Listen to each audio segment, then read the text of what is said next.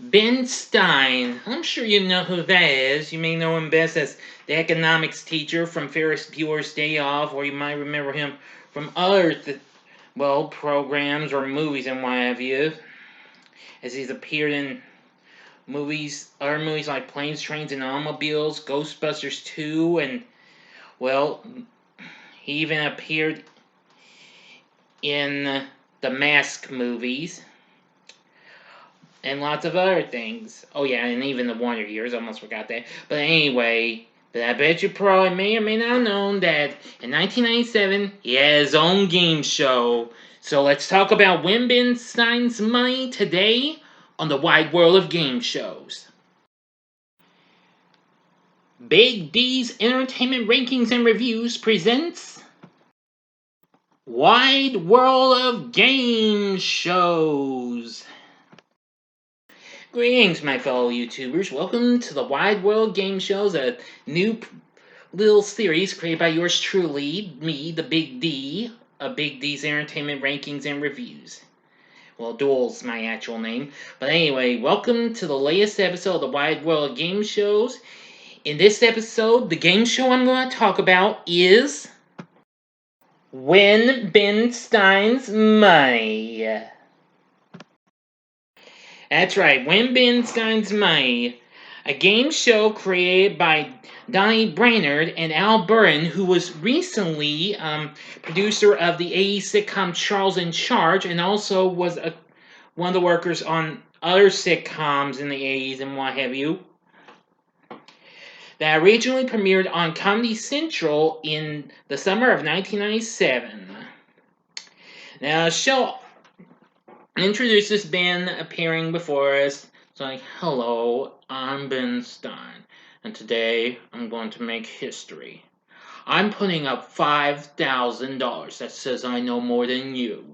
So if you're smart enough, fast enough, and if you got the guts, I always do that when that stuff starts, you can win Ben Stein's money. Yep. And here comes Ben. I like when he just walks out, or he'll do. Yeah, well, yeah.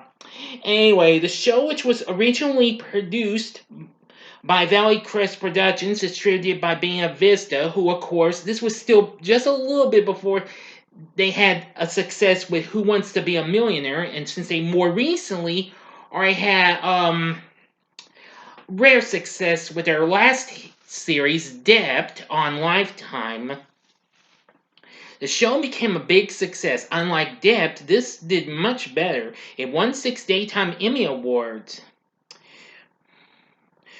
for Ben himself and the show's original co-host and current Who Wants to Be a Millionaire host, Jimmy Kimmel.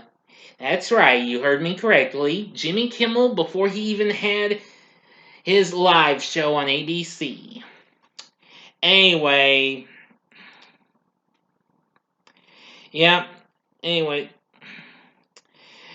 Ben comes out and welcomes everybody. He does a little silly poem or something like that, and reveals he's putting $5,000 of his money on the line, and gives 3 totally strange strangers a chance to take it all away from him, but only if they're smart enough, quick enough, and lucky enough. Now, why is he done? Call him crazy, yeah. And the crowd's like, "You're crazy!" Ben's just speechless. But he says so, and it's like, but also call me fairly sure that they don't stand a chance against me. And soon he introduces Jimmy Kimmel, the original co-host. Now, which he would appear for about, let's see. Give me a second, everyone. The first 3 years, and then later on, he was replaced by Nancy Pimentel and Sal Iacono, who happened to be Kimmel's cousin. Anyway, but Kimmel did make guest appearances and hosted College Week of the series in 2001.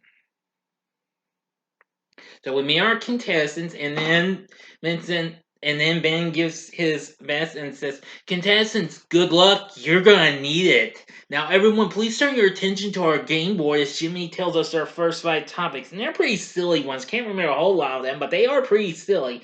Anyway, in round one, now, questions are worth anywhere from $50 to $150 of his money. 50, 100, and $150. Now, we reveal it. Well, we see Ben and later on Jimmy. I'll get to that in a bit. Read this. But in the later episodes, well, for closed captions, they use, well, like a television monitor screen. And then we see the total amount you could win. And then we see the question appear. If you know the answer, you buzz in, and if you get it, you get the money.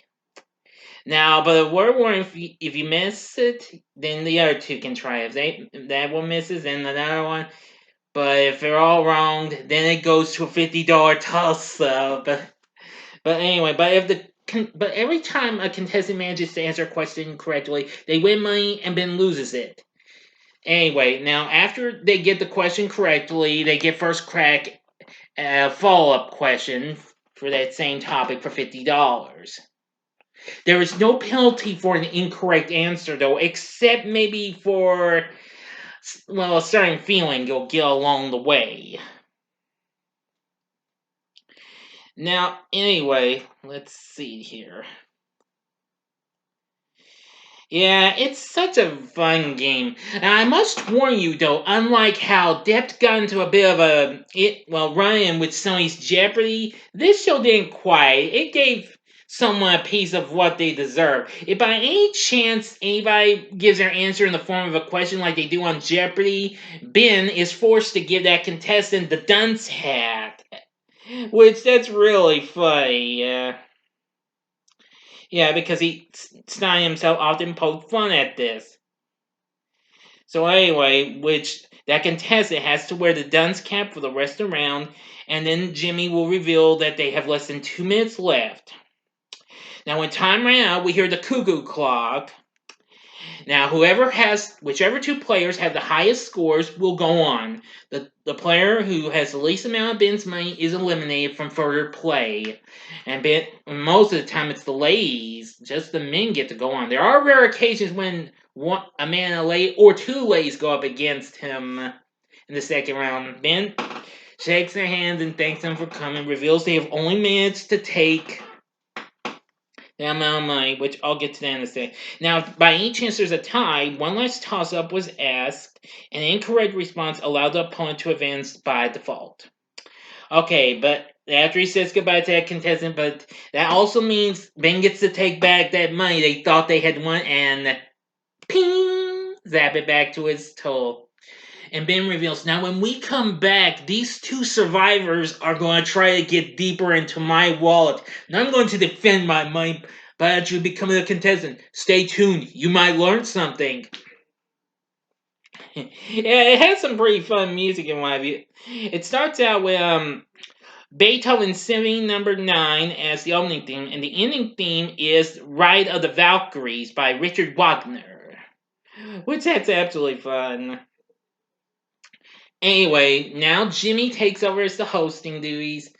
As we see how smart Ben really is as we go into round 2, Ben reveals the two contestants and how much they've won so far, and reveals what he currently has in his original $5,000 stake, which he will now defend by becoming a common contestant, which he always says. Walks up to his podium, which only has like a little dollar sign on there. So apparently, I like when Jimmy says, from this point forward, Ben has no advanced knowledge of any of the questions that will be asked. Isn't that right, Ben? It's like, that is exactly right, Jimbo. Yeah, but else gonna say something else or whatever. You call Jimmy something else. It's like, and it's also true. Well, it's factual. The questions this round have. He says different words: sorrowfully, painfully, cruelly, sadistically, risen to the range of $200 to $500 of my money. That's if you get them right. If I get them right, my total stays the same, but thankfully, none of my money is taken away. Now, whoever has the highest score at the end of this round, Jimmy says, where it'll be, well, He'll make fun of the two contestants and they'll go and play against Ben one-on-one for $5,000. Anyway, let's see. Now, Ben gets to choose the first topic, and each category consisted of one toss-up question. Men can be quick on the draw, so you had to be quick on the draw. Anyway, then Jimmy will mention, or the layer coach will announce, we have less than a minute left to go in the round. When you hear the cuckoo clock, that's the end. And Jimmy says, congratulations to the winner, and they proceed to the last round, and Ben gets the shake hand of the person who is eliminated. And then, of course, he's going to take back his or her money and send it back.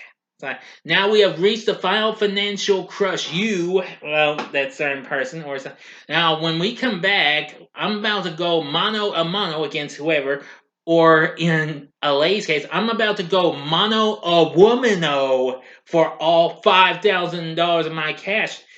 It's like, stay tuned, I dare you.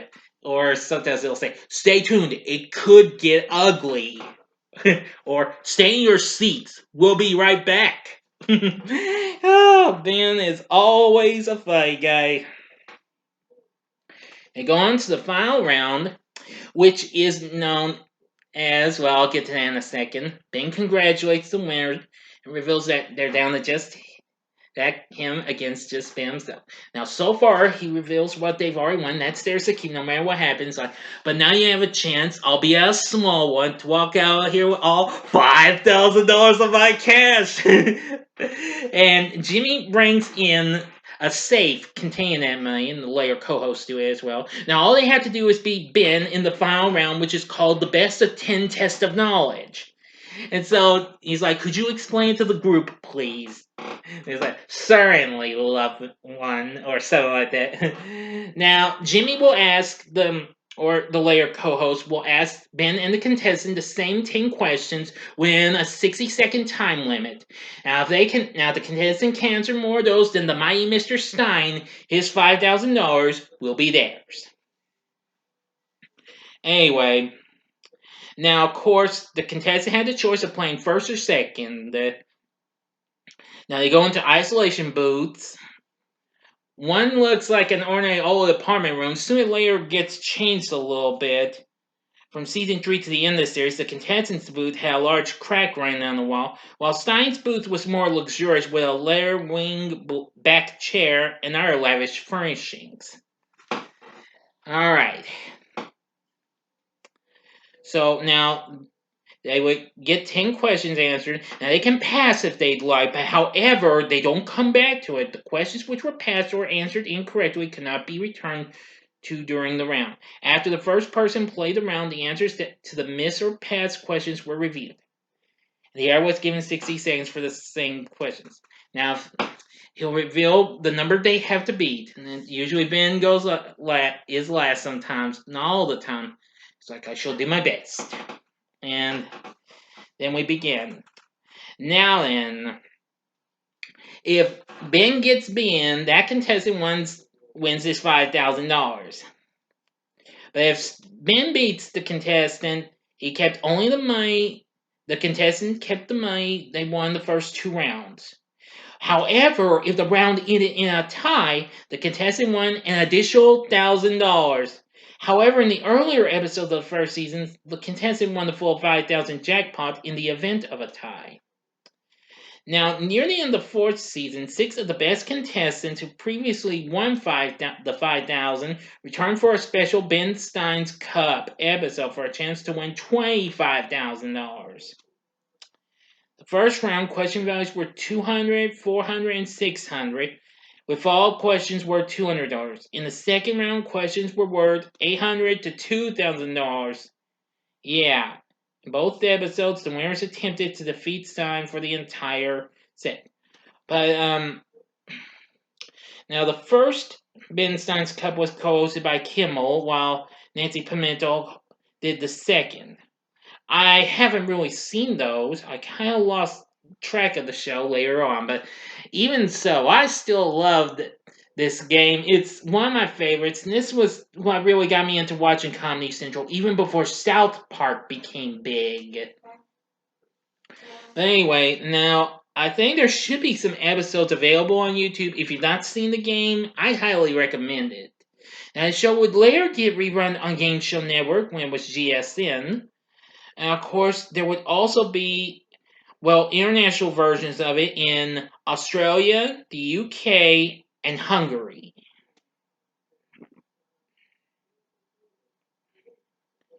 Yeah, but there's lots of other tunes as well you get to hear, including songs by Bach and Mozart and what have you, which you hear before, well, in the breaks. Well, the music played before they go or after the breaks, and that's that.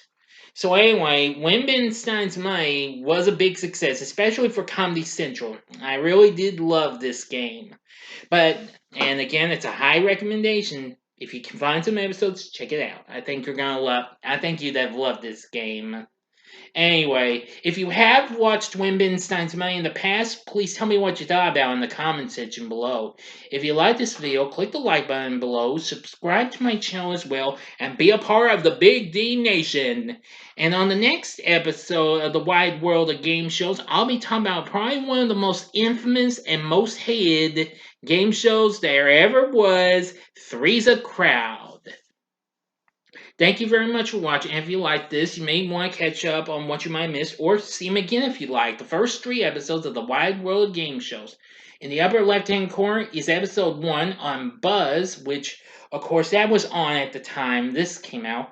The upper right-hand corner, is the one I did on Child's Play with Bill Cullen, episode 2, and the bottom left-hand corner is the previous episode, episode 3, on the fun game of riddles, Jackpot. And the bottom right hand corner is the button you can click to subscribe if you like rankings and reviews on movies, TV, music, video games, etc., or even this great series I've created, then I'm your guy. And let me know if you like this series. I'll keep this going, and because maybe next month, mind you, I might try to squeeze in some more where I might talk about bigger games like The Price is Right, Wheel of Fortune, Jeopardy, Pressure Luck, or I don't know, what have you. You be the judge. Thanks for watching. Until next time, I'm the Big D saying, see ya.